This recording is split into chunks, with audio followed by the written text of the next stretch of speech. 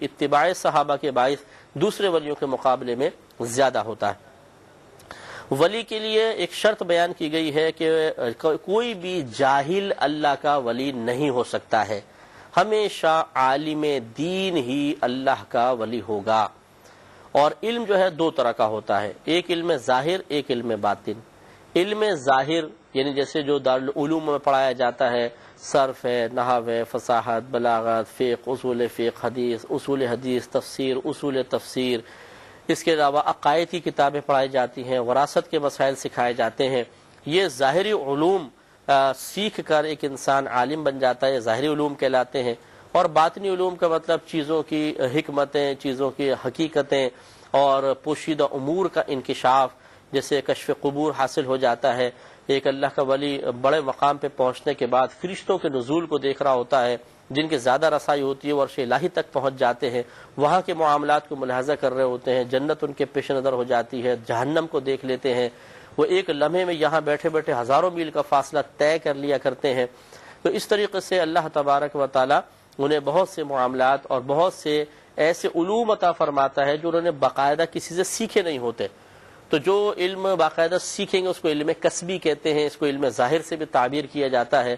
اور ایک ہوتا ہے علم باطن، یہ عموماً اللہ تعالیٰ کی طرف سے دیا جاتا ہے، یا اللہ تعالیٰ یعنی براہ راست سے تو دیا جائے گا، یا اللہ تعالیٰ کسی بزرگ کو، کسی اللہ کے ولی کو اس کا وسیلہ ذریعہ بنا دیتا ہے، وہ ایک نگاہ ڈال کر علوم عطا فرما دیتے ہیں۔ تو اس کو علم لدنی کہا جاتا ہے کہ یہ اللہ تعالیٰ اپنی طرف سے ایک علم عطا فرماتا ہے۔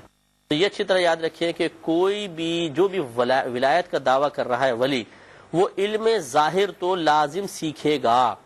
یہ ایسا نہیں ہے کہ یہ علم لدنی اللہ کی طرف سے عطا کر دیا جائے گا، علم ظاہر کے بارے میں نہیں ہے، یہ علم باطن کے بارے میں کہ وہ اللہ کی طرف سے عطا کیا جاتا ہے۔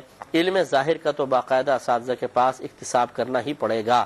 اگر کوئی باقاعدہ یہ علوم سیکھے گا، تمام اونچ نیچ سیکھے گا، اس کے بعد وہ پھر عالم بن جائے گا اور عالم بنے گا، تو پھر ہی اس کے لیے درجہ ولایت ہو سکتا ہے۔ غیر عالم کو، جاہل کو کبھی بھی درجہ ولایت حاصل نہیں ہوگا۔ اب یہ ایک سوال اپنی جگہ بالکل ویلڈ ہے کہ عالم کی تعریف کیا ہوگی، کس سے ہم عالم قرار دیں؟ تو بزرگان دین نے، خصوصاً اعلی حضرت امام اہل سنت رحمۃ اللہ علیہ نے لکھا ہے کہ عالم وہ ہے کہ جو عقائد کے باب میں مستقل ہو۔ مستقل مینز غیر محتاج، یعنی عقائد کے معاملے میں وہ کسی کا محتاج نہ ہو، باقاعدہ دلائل کے ساتھ از خود جانتا ہو، کیونکہ عقیدے خود کتاب سے دیکھ کر وہ نکال سکے۔ میں بہک سکوں یہ مجال کیا، میرا رہنما کوئی اور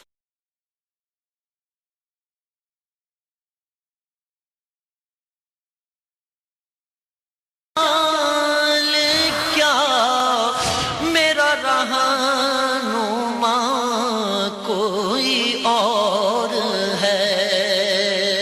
جس وقت اعلی حضرت امام اہل سنت رحمۃ اللہ علیہ نے یہ بات بیان فرمائی، اس وقت اردو کی یہ فقہ کی کتابیں نہیں تھیں، بلکہ یقینی سی بات ہے آپ کا اشارہ عربی کتب کی طرف تھا۔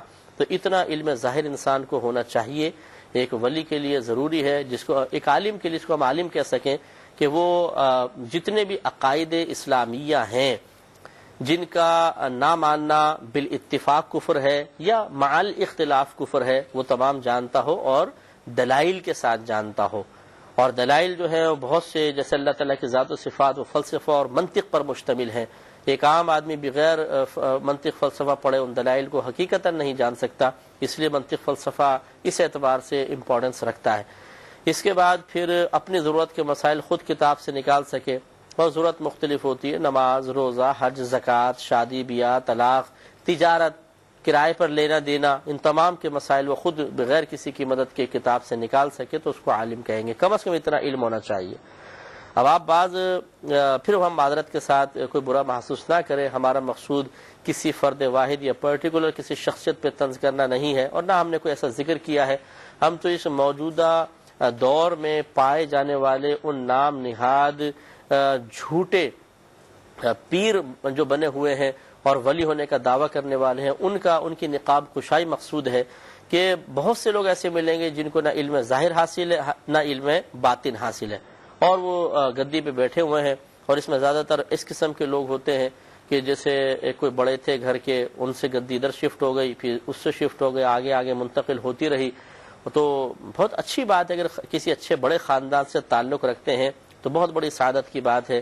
لیکن ہمارا دائرہ ادب میں رہ کے پھر مشورہ یہ ہوگا کہ جب آپ بڑے خاندان سے تعلق رکھنے والے ہیں تو بڑے بن کر بھی دکھائیں. اکابرین کے روشن نام سے اپنے آپ کو روشن کرنا یہ کمال نہیں ہے، بلکہ اکابرین کے روشن نام کو اپنی محنت، جستجو، تقوی، پرہیزگاری، علمیت اور اچھے اعمال و افعال کے ذریعے مزید روشن کرنا، یہ ہے کمال. اس کے لیے تیار نہیں ہے. جو بنی بنائی چیز ہے وہ کھانے کے لیے تیار ہے، اس کے ذریعے فائدے اٹھانے کے لیے تیار ہیں، لیکن نفس کشی کے لیے، محنت کرنے کے لیے، اپنے عمل کے ذریعے ایک اور اس خاندان کے اندر ایک عظیم مثال قائم کرنے کے لیے عموماً لوگ تیار نہیں ہوتے. لہذا علم ظاہر سے بھی محروم، علم باطن سے بھی محروم، تو پھر ولی کہاں سے ہوگا؟ صرف وہی بات ہے کہ ظاہری لبادہ اختیار کر لینے سے کیا ولی بن جائیں گے؟ اور اگر چند لوگوں کے زبان پہ آپ کے لیے ولی کا لفظ جاری بھی ہو گیا، کیا فائدہ ہوگا؟ یہ غیر مناسب چیز ہے، اس پر ہمیں اچھی طریقے سے تفکر کرنا چاہیے. تو ولی کے لیے ایک شرط ہے کہ وہ عالم دین ہوگا، علم ظاہر اور باطن کا حامل ہوگا.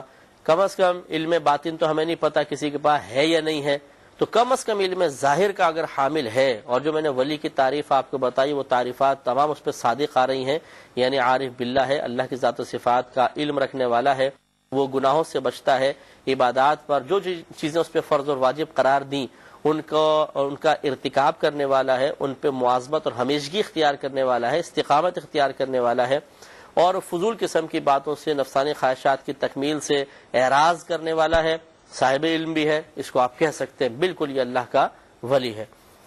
علامات ہم نے آپ کو بتا دی، علامات انہی کو آپ بنا لیجئے کہ ولی کی پھر ظاہری علامت یہ ہوگی: نمبر 1 وہ عالم دین ہوگا، نمبر 2 وہ گناہوں سے بچتا ہوگا، نمبر 3 اس کا ظاہر و باطن بالکل نبی کریم صلی اللہ علیہ وسلم کی سنت کے مطابق ہوگا، نمبر 4 اللہ تعالیٰ نے جو چیزیں اس پہ فرض اور واجب قرار دی ان کو ان کے وقت پر مکمل شرائط کے ساتھ ادا کرتا ہوگا، اور نمبر 6 ہر قسم کی فضولیات سے اعراض کرنے والا ہوگا. یا اگر بظاہر کوئی عمل ایسا ہے جو دیکھنے والوں کو فضول سا لگ رہا ہے، لیکن اس میں بھی وہ اپنی حسن نیت کے ذریعے استحبابی پہلو نکال لے گا.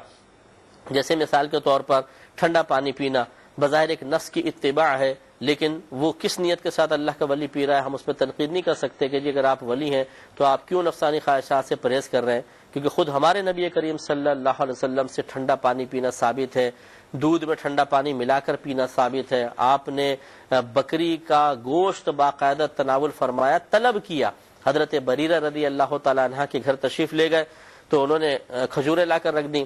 سرکار نے فرمایا جب ہم تمہارے دروازے سے اندر آئے تھے تو ہمیں چولہے پہ کسی ہانڈی کے ابلنے کی آواز آئی تھی، وہ کیا ہے؟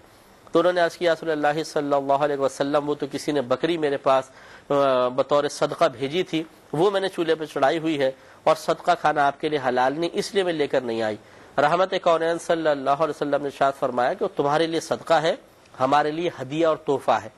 یعنی جب تم نے قبول کر لیا صدقہ ادا ہو گیا، اب ہمارے لیے تو تحفہ ہے، تم ہمیں تحفتاً دو گی. تو ٹھیک ہے یا رسول اللہ صلی اللہ علیہ وسلم. تو سرکار نے فرمایا پھر اس کا اگلا بازو لے کر آؤ. یعنی باقاعدہ ایک ڈیمانڈ ہے، اگلا بازو لے کر آؤ. وہ ایک بازو لے آئی، سرکار نے تناول فرمایا دوسرا بھی لے آؤ. گئیں پھر دوسرا لا کر دے دیا، سرکار نے وہ تناول فرمایا، پھر فرمایا اور لاؤ. تو رسول اللہ صلی اللہ علیہ وسلم بکری کے تو 2 ہی بازو ہوتے ہیں.